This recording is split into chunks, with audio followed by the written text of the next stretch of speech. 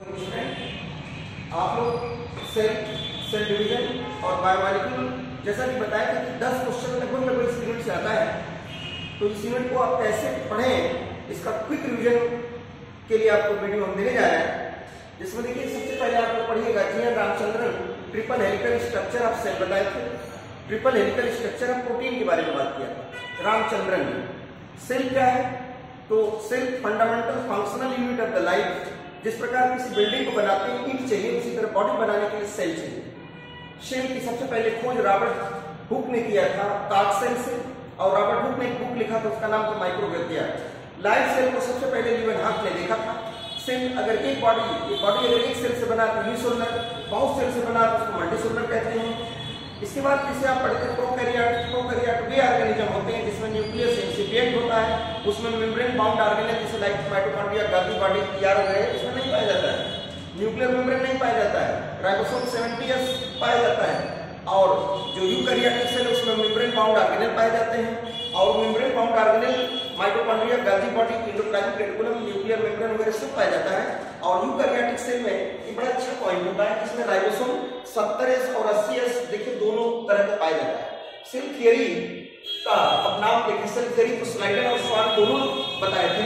स्लाइडन देखिए ये German botanist है, स्वान ब्रिटिश जूलॉजिस्ट है। अगर हाइपोथेसिस ऑफ सेल पूछा जाए तो स्वान बताइएगा। ओमनीसेलुलर सेलुलर कौन दिया? रुडॉल्फ विर्चो बताइएगा। इसके बाद ओमनीसेलुलर सेलुलर का मतलब पूछे तो new cell arise from existing cell बताइएगा। और अगर बोलेगा सेल का फाइनल शेप कौन दिया तो रुडॉल्फ विर्चो ने दिया था। एक्सेप्शन सेल थ्योरी का क्या है? तो वायरस और सिनोसिटिक सेल होता है। इसके बाद राइबोसोम दोनों में पाया जाता है। राइबोसोम जैसे स्मॉलेस्ट सेल पूछा जाए तो माइटोप्लाज्मा बताइएगा। लॉन्गेस्ट आइसोलेटेड सेल तो ऑस्ट्रिच बताइएगा। और लॉन्गेस्ट सेल पूछा जाए तो परकिंजी सेल जो कि ब्रेन में आपने पढ़ा होगा, नर्व सेल होती है, सबसे बड़ी सेल होती है। बाकी देखिए हमने सब से लिख दिया यहाँ कि आरबीसी का सेल, डब्ल्यूबीसी का सेल, और कॉलमनर का, ट्रैकिड्स का, मेसोफिल्स के बारे में। प्रोकैरियोट यूकैरियोट में देखिए डिफरेंसेस आप लोग जरूर पढ़ लीजिएगा।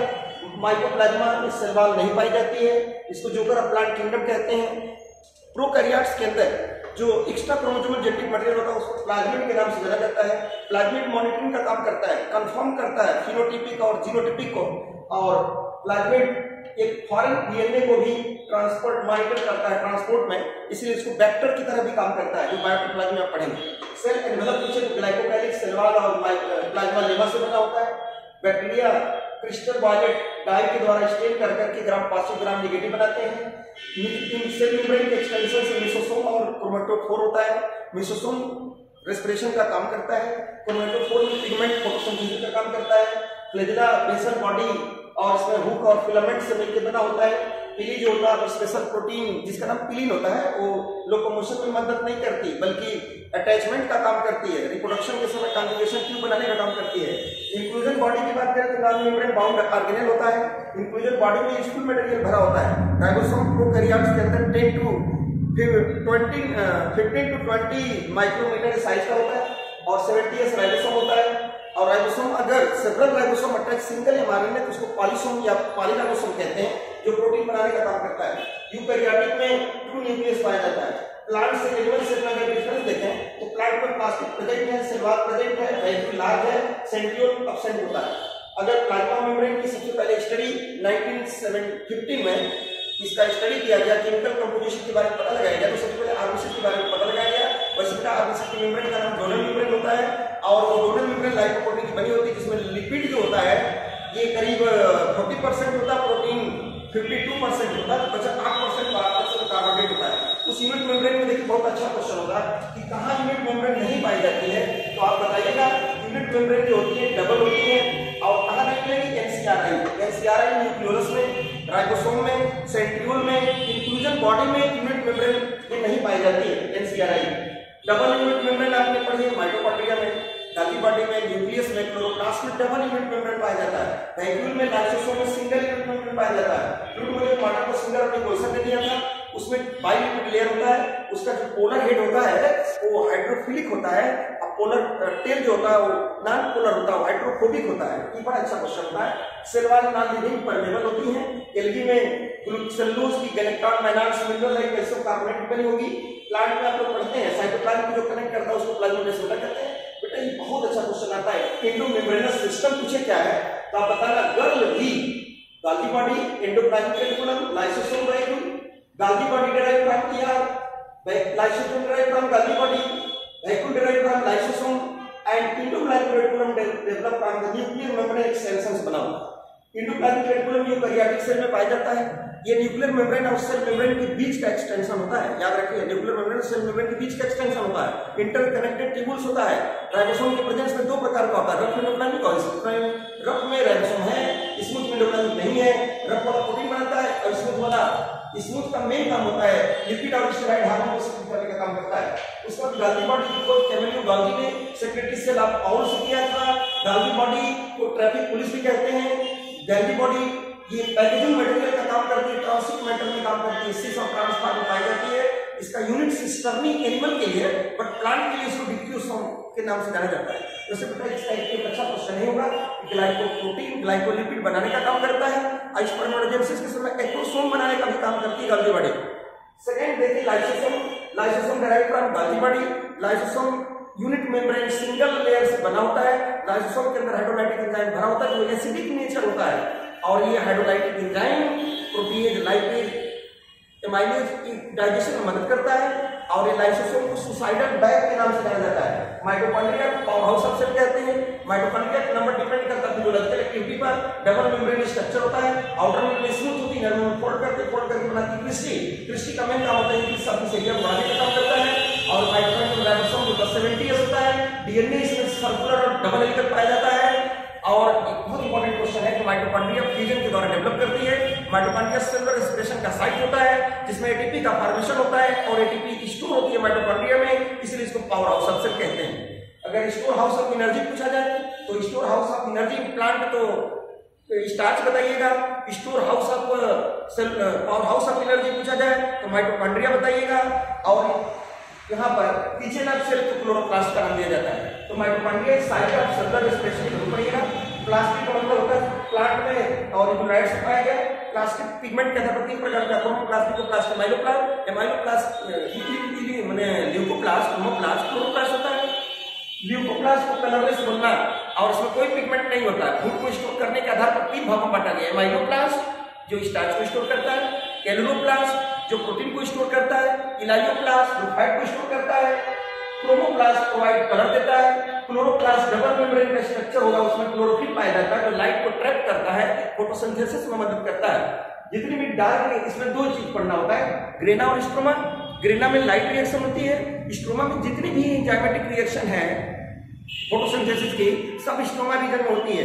तो स्ट्रोमा में साइट ऑफ एंजाइमेटिक रिएक्शन जैसे कि आप केल्विन साइकिल, C4 साइकिल, ये सब आप पढ़ते हैं स्ट्रोमा रीजन में। और फोटोकेमिकल जो रिएक्शन होती है वो ग्रेना में पढ़ते हैं। राइबोसोम सबसे पहले खोजा गया सेल ऑर्गेनेल है, इसकी खोज पैलाडे ने किया था। राइबोसोम पर कोई मेम्ब्रेन नहीं पाई जाती है।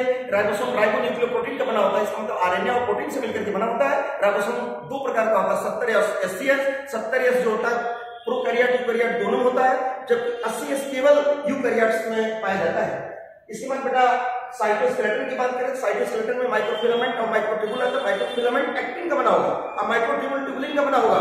साइटोस्केलेटन का मेन काम क्या होता है, तो ये मोटिलिटी के लिए, मैकेनिकल सपोर्ट के लिए शेप को बनाने का काम करता है, जिसमें फ्लैजेला पड़ते हैं। फ्लैजेला लंबी होती है, बड़ी होती है साइज में। फ्लैजेला का जो कोर होता है एक्सोनीम कहलाता है। एक्सोनीम में आप पढ़ेंगे सेंट्रल जो होती है 2 और पेरिफेरल माइक्रोट्यूबुल 9। इसलिए बेटा बहुत अच्छा क्वेश्चन है कि फ्लैजेला का अरेंजमेंट 9+2 का होता है, जबकि सिलिया में भी 9+2 होगा। और अगर ये सेंट्रियोल पूछा जाता तो सेंट्रियोल में सेंट्रल माइक्रोट्यूबुल नहीं पाई जाती हैं, इसलिए सेंट्रियोल में 9+0 का अरेंजमेंट होता है। और सेंट्रियोल सेंट्रोसोम का पार्ट होता है, वो स्पिंडल फाइबर का फॉर्मेशन करता है कब, सेल डिवीजन के समय। इसके बाद बात करते हैं न्यूक्लियस। न्यूक्लियस को हम लोग बोलते हैं brain of the cell. Nucleus first time discovered by Robert Brown. Nucleus are present in the all cells. अगर न्यूक्लियस सेल में नहीं है तो उसका नाम एन्यूक्लिएटेड लाइक शेप ट्यूब।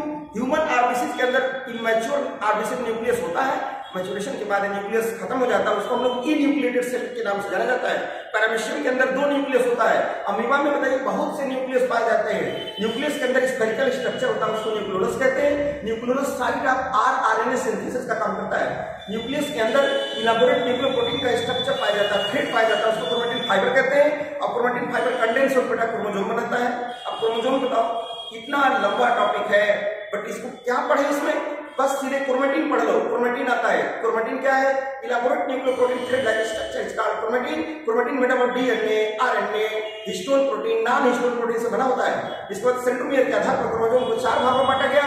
जरूर आएगा इंपॉर्टेंस वाले, मेटासेंट्रिक, सब मेटासेंट्रिक, एक्रोसेंट्रिक और टेलोसेंट्रिक, ये पढ़ लेना।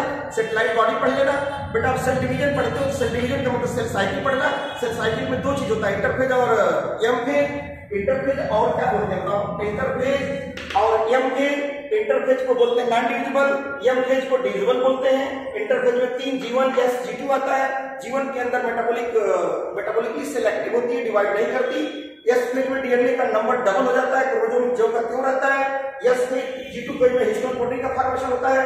उसके बाद G0 को क्वेश्चन स्टेज बोला जाता है, सेल डिवाइड नहीं करती, वो मेटाबॉलिकली एक्टिव होती हैं, जैसे नर्व सेल हो गई, हार्ट सेल होती है, G0 में पड़ी रहती है। एम फेज को माइटोटिक फेज कहते हैं। माइटोटिक डिवीजन सोमैटिक सेल में होता है।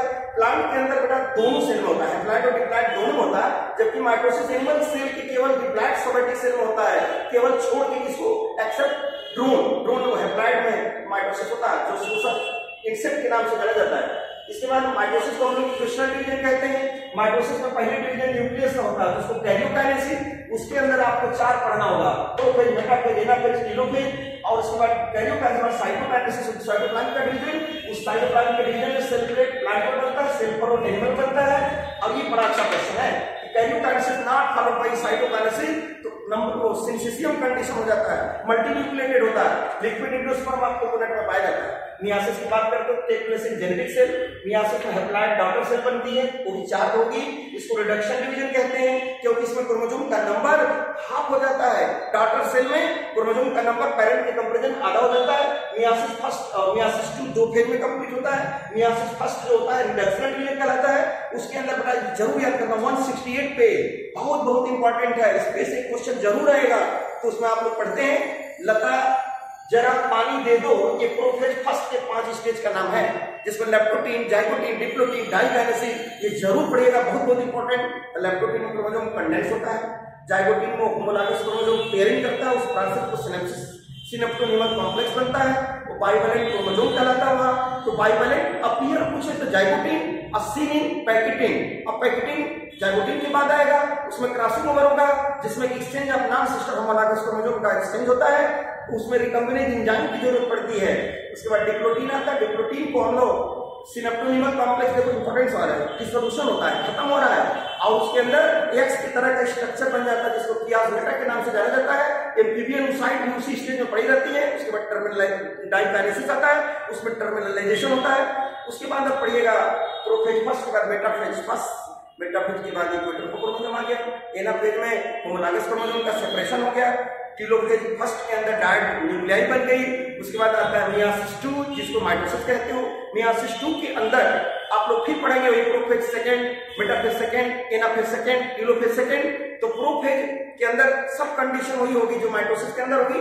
बस याद रखना कि एनाफेज सेकंड के अंदर सेंट्रोमियर स्प्लिट करती है, और टेलोफेज के अंदर 4 हैप्लॉइड डॉटर सेल बनती है। ये बड़ा अच्छा क्वेश्चन होता है। अगर पूछेगा 128 सेल बनाने के लिए कितना माइटोसिस, 127 बताना, क्योंकि ये माइनस कर देना। अगर सेल साइकिल पूछेगा तो 7 साइकिल बताना, और अगर पूछेगा 100 सेल बनाने के लिए कितना मियासिस, 125 बताना, n + n/4 बता देना, n + n/4। अब माइटोसिस के लिए फार्मूला n - 1। इस तरह बेटा इसको आप लोग क्विक रिवीजन कर लीजिए।